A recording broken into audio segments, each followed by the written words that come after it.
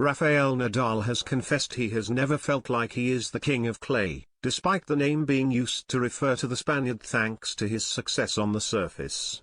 The world number 5 is a 13-time champion at the French Open and has lost just 3 matches as the clay court major, and explained why he never called himself the king of clay.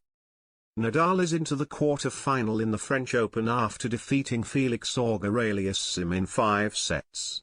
The 21-time Grand Slam champion will now face Novak Djokovic in a rematch of last year's semi-final, in which he suffered just his 3rd defeat in the tournament's history.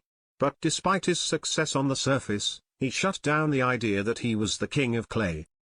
No one calls me that around me, neither my family members, friends, or my wider circle.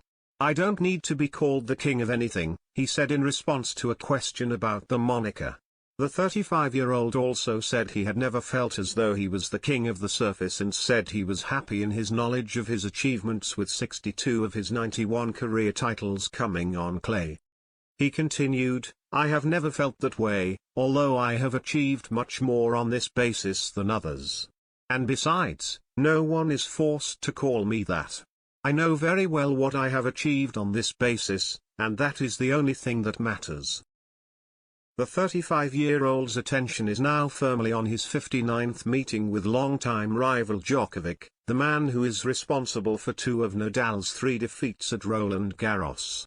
And Nadal has admitted that the quarter-final could mark his final ever match at his most successful tournament, as his chronic foot injury continues to trouble him. "Being honest, every match that I play here, I don't know if it's going to be my last match here in Roland Garros, in my tennis career," he confessed after reaching the last 8.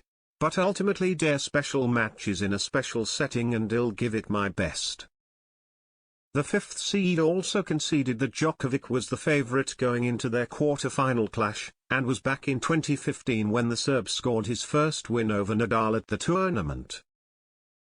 "In this case, perhaps together with our match in 2015, they're the 2 matches that I faced Djokovic here and he leads as the clear favorite," he said. "I am aware of what can happen and I am aware that it may be my last game in this tournament.